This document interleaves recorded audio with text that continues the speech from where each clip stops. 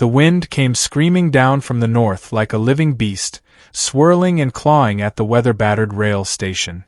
Snowflakes whipped across the empty platform, biting through wool as if it were paper, and the boards beneath were slick with ice. The last train whistle shrilled high and mournful, then faded into the white horizon, leaving silence broken only by the wind's howl.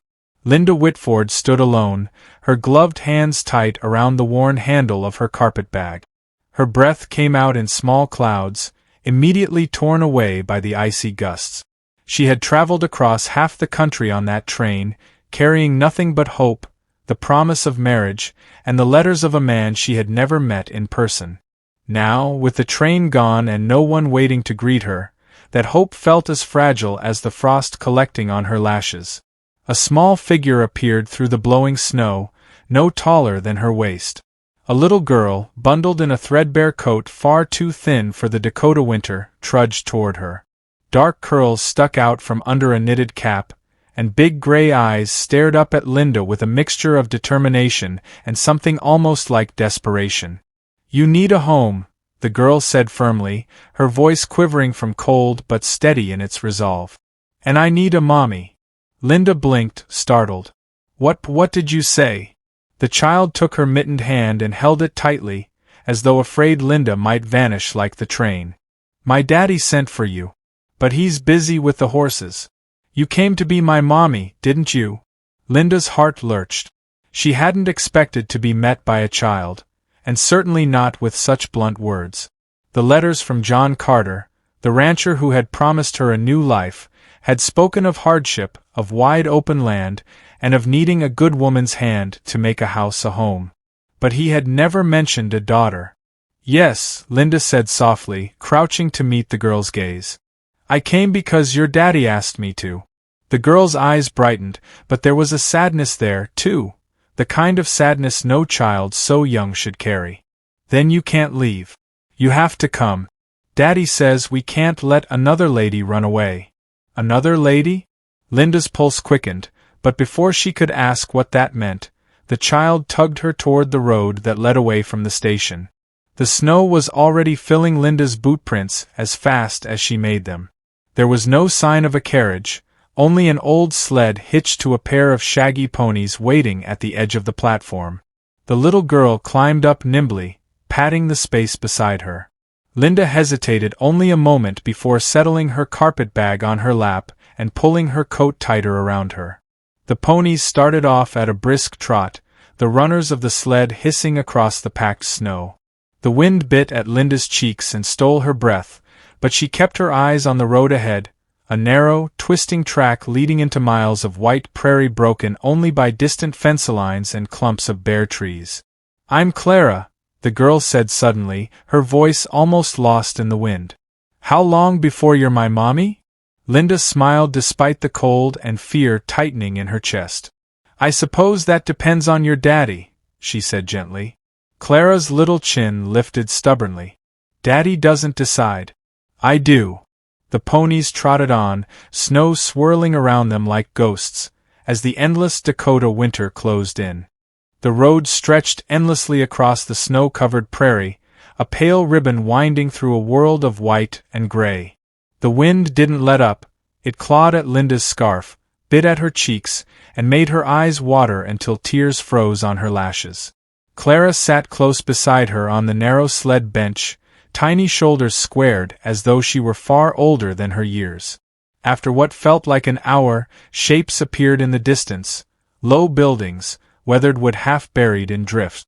A corral loomed to one side, its rails rimmed with ice, where a few hardy horses huddled against the wind. Beyond that, a squat ranch house crouched against the storm, smoke trailing from its chimney. The sled slowed as they approached. The door swung open before they even stopped, and a tall man stepped out. John Carter. Linda knew it had to be him. His letters had described himself plainly, a rancher with calloused hands, broad shoulders, and a life too full of work to waste on polite words. In person, he looked even harsher. Snow dusted his dark hair, his jaw was rough with stubble, and his eyes, the same gray as his daughter's, studied Linda with a guarded expression. You made it, he said simply, his voice low and even. Linda climbed down, her legs stiff from the cold. Yes. Though I thought someone would meet me at the station. I sent Clara. She blinked at him. Your daughter met me. Alone. In this weather. She's tougher than she looks, John replied without apology. He took the reins from Clara and tied the ponies to the post, then nodded toward the house. Come inside. You'll freeze out here. Inside, the air was warmer but smelled faintly of smoke and horse.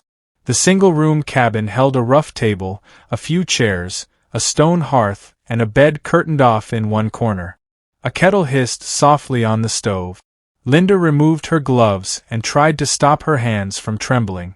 She wasn't sure if it was the cold or nerves. John poured hot coffee into a tin cup and handed it to her. Drink. You look half frozen. Thank you, she murmured, wrapping her fingers around the cup. The heat seeped into her skin, though it didn't quite reach the unease knotting in her chest. Clara kicked off her snow-crusted boots and plopped onto a chair. I told her she had to stay, Daddy. I told her she can't run away like the other one. Linda glanced sharply at John. The other one? His jaw tightened. Doesn't matter. Sit. You came here for a reason. You know what I asked for. Linda nodded slowly. In his letters, John Carter had been blunt. He needed a wife, not for love but for partnership. Someone to keep house, raise Clara, and share the burden of this lonely land. A practical arrangement, nothing more. I understand, she said carefully. But I hadn't expected to be met with conditions from your daughter. Clara's gray eyes locked on hers. Do you know how to make biscuits? Daddy burns them every time.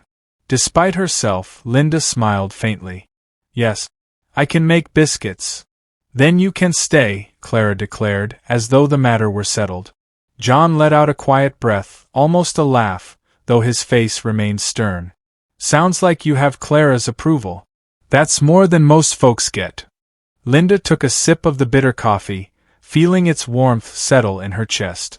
She had come here for a new start, and already it was clear. This would be no simple mail-order marriage. There were secrets in this house, and shadows behind those gray eyes, both fathers and daughters. Outside, the wind howled against the walls, but inside the cabin 3 strangers sat in uneasy silence, bound by promises written in ink and sealed by the harsh winter land. By morning, the wind had died, leaving the prairie eerily still beneath a sky washed pale by cold. The world outside lay buried under fresh drifts, but inside the cabin the fire glowed steady. Linda woke early, stiff from the narrow cot John had hastily cleared for her, and found Clara already at the table, swinging her legs and chewing on a crust of bread. You sleep funny, the little girl remarked, studying Linda with frank curiosity. I suppose I do, Linda said, rubbing the sleep from her eyes. She had lain awake much of the night, listening to the steady rhythm of the wind against the logs, wondering just what kind of life she had stepped into. John came in from the barn with snow clinging to his coat and boot. He nodded to Linda, his expression unreadable. Hope you're not afraid of work. There's plenty to go around. I wouldn't have come here if I were afraid of work, she replied evenly. He set down a pail of milk on the table. Good. The barn roof needs mending before the next storm. Clara, fetch kindling for the stove. Clara hopped down from her chair and ran outside without complaint, leaving a trail of cold air behind her as the door slammed shut. Linda poured herself a cup of the coffee still simmering on the stove. Your daughter, she's remarkable. But she's young to be so, she hesitated, searching for the word, self-reliant. John didn't look at her. He was peeling off his gloves, his rough hands raw from work and winter. She's had to be, he said simply. Out here, there's no room for soft living. You either grow tough or you don't grow at all. And her mother? Linda asked carefully. He shot her a glance, sharp and cold as the air outside. Dead. 3 winters ago. The silence that followed was heavy, filled only by the pop and hiss of the fire. Linda wanted to ask more. How had she died? What had happened here? Why, Clara spoke of another lady who ran away, but something in John's face warned her not to press. When Clara returned with an armload of kindling, John straightened. You said in your letters you can cook. Let's see if you can prove it. Linda rolled up her sleeves without protest. By midday, the cabin was filled with the smell of baking biscuits and simmering stew. Clara hovered eagerly by the table, stealing glances at the pot, while John worked outside repairing the roof, only coming in for a brief meal. As they ate, Clara chattered about the horses, about the wide fields that would turn green come spring, and about the fox she'd seen near the creek. Linda listened, smiling, but couldn't ignore the way John sat silent, his eyes always watchful, as though measuring her every word. When the meal was done, he wiped his mouth with the back of his hand. You work hard, you cook well, and you're not afraid of cold. That's good. Is that all you need in a wife? Linda asked lightly, though her heart beat faster. That's all I can afford to ask for, he said, rising from the table. Love doesn't keep the roof from leaking. Linda said nothing. Clara looked from one to the other, her little brow furrowed. I like her, Daddy. Don't make her leave. John's mouth tightened. That's not my decision alone. But when his eyes met Linda's, something unspoken passed between them, a warning or perhaps a plea. That night, as the wind rose again and the prairie disappeared under another sweep of snow, Linda lay awake on her cot staring at the low ceiling. She had come west for a new life, but now she wondered just what kind of life it would be. There was a mystery in this house, and the feeling that someone, or something, had been driven away before her. The third day dawned bitterly cold, the kind of cold that burned lungs with every breath. Linda woke to find frost feathering the edges of the cabin windows and John already gone to the barn. Clara was curled up under a quilt on the hearth rug, having fallen asleep there while waiting for her father to come in the night before. Linda crouched down, brushing a curl from the little girl's forehead. Clara, sweetheart, you'll freeze down here. Clara stirred, blinking sleepily. Daddy said he'd fix the fence today. I wanted to wait up. Linda smiled faintly. You need your rest too. Come on, I'll make you breakfast.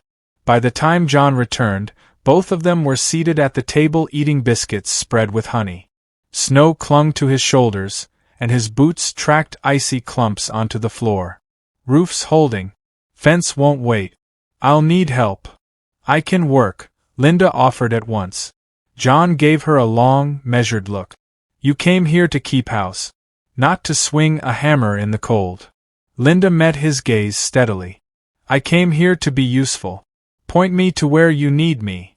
Something flickered in his eyes, respect, perhaps, but he only grunted and handed her a pair of heavy gloves. The fence repair took most of the morning. The sun was bright on the snow, blinding, and the cold numbed her face until she could hardly speak. Still, Linda worked beside John, holding boards steady, fetching tools, hammering nails with fingers stiff inside the gloves. He didn't waste words, but once or twice she caught him watching her, as though surprised she hadn't given up. When they returned to the cabin, Clara ran to them, her cheeks pink from playing outside. You look like snowmen, she giggled. Linda laughed, stamping the ice from her boot. But John's expression softened only slightly before settling back into its usual guarded lines. Over supper that evening, hot stew and fresh biscuits, Clara asked suddenly, Daddy, are you going to marry her now? Linda nearly choked on her spoonful. John shot his daughter a warning glance. Clara. What? You said we needed someone to help, and she's helping, Clara insisted, looking at Linda with an earnestness that made Linda's chest tighten. You can't let her run away like the other lady. Linda set her spoon down carefully. Clara, she asked gently, what do you mean by the other lady? The little girl's lips pressed together, her eyes darting to her father. John's jaw tightened. That's enough talk for tonight. Clara looked as if she might argue, but one look from her father silenced her. She slumped in her chair, muttering, she left. She didn't like it here. But I like you. Don't leave. Later, when Clara had gone to bed, John stood by the fire staring into the flames. Linda rose from her chair, nerves prickling. John, what happened to the woman before me? His shoulders tensed. For a long moment he didn't answer. When he finally spoke, his voice was low. She came. She saw the land. She saw the work. She didn't stay. Is that all? Linda pressed softly. Clara seems to think there's more to it. His eyes met hers, gray and hard. It doesn't matter what Clara thinks. It matters that you decide if you're staying.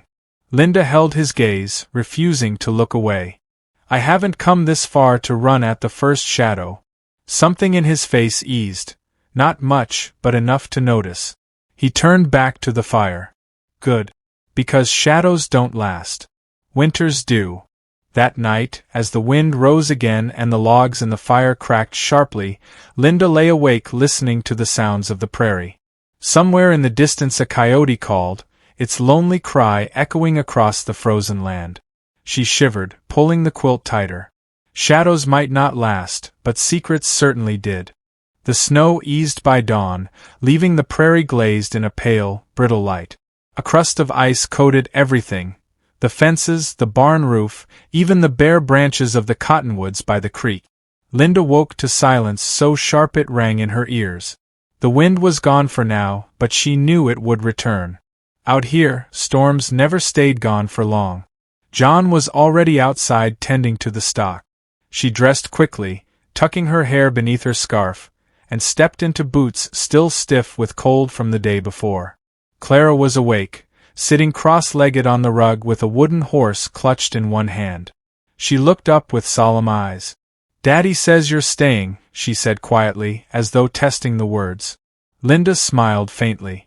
"I haven't packed my bags, if that's what you mean." The little girl's shoulders eased, but she didn't return the smile. "Good. I don't want you to leave like she did." "She?" Linda asked gently, crouching to meet her gaze. Clara hesitated, glancing toward the door as though afraid her father might walk in. "The other lady. Daddy said she was supposed to stay. She wore pretty shoes and said she liked the land. But she cried when the wind blew at night. She left before the snow got deep." Linda smoothed a hand over Clara's hair. "I'm not her, Clara." The child searched her face for a long moment, then nodded gravely. "I know. You don't cry when the wind howls." John returned then, stomping snow from his boot. "Fence still holding," he muttered, hanging his coat on the peg. His eyes went to Linda, lingering a fraction longer than usual. "You'll need to ride with me into town today. Supplies won't last through another storm." The trip to town was cold but clear. Linda rode in the sled beside him, the runners hissing over hard-packed snow. The silence between them wasn't unfriendly, just the kind born of people who work too hard to waste words. Yet she caught him glancing at her once or twice, as though he wasn't quite sure what to make of her. They reached the tiny settlement by midday. A cluster of wooden buildings huddled against the open land, a general store, a smithy, a church with a spire etched white by frost. Inside the store, the stove glowed red-hot, thawing Linda's fingers while John traded for flour, salt, kerosene, and nails. It was there she overheard the whispers. "That the new one?" a woman murmured near the dry goods. "Last one didn't last a week." "Carter's cursed," another voice said softly. "First his wife dies, then that mail-order bride bolts in the night. Now he's brought another." Linda pretended not to hear, though her spine went rigid. When she turned, John was watching her, jaw set, as if daring her to repeat what had been said. She only met his gaze steadily. "Ready to go?" He nodded, though his expression didn't soften. The ride back was quieter still. The sky to the west had gone dark, more snow coming. Clara ran to meet them when they returned, her face bright with relief. "I was afraid you'd both be gone too long," she said breathlessly, hugging Linda's arm as though she had already claimed her. That evening, Linda cooked while John mended tools by the fire. The cabin felt warmer than usual, not because of the fire but because Clara was laughing, her small voice chasing away the silence that so often hung in the room. When Clara finally fell asleep, Linda rose to bank the fire. John watched her from his chair, his face lined with weariness but something else as well, a quiet respect. "You didn't ask about what folks said in town," he remarked at last. Linda turned, meeting his gaze. "If it mattered, you would have told me yourself." His mouth curved, not quite into a smile but close. "You're stronger than you look. And you're less frightening than you try to seem," she said softly. For a long moment, they simply looked at each other, the silence no longer cold or hostile but something unspoken and fragile. Then John stood, pulling on his coat. "Storm's coming. Best get some sleep while you can. Tomorrow'll be hard." Linda banked the fire and slipped under the quilt on her narrow cot. But long after the cabin fell quiet, she lay awake listening to the first moan of wind at the eaves, and wondering if the whispers in town held truth, or if the real curse here was loneliness carved deep by winter and grief.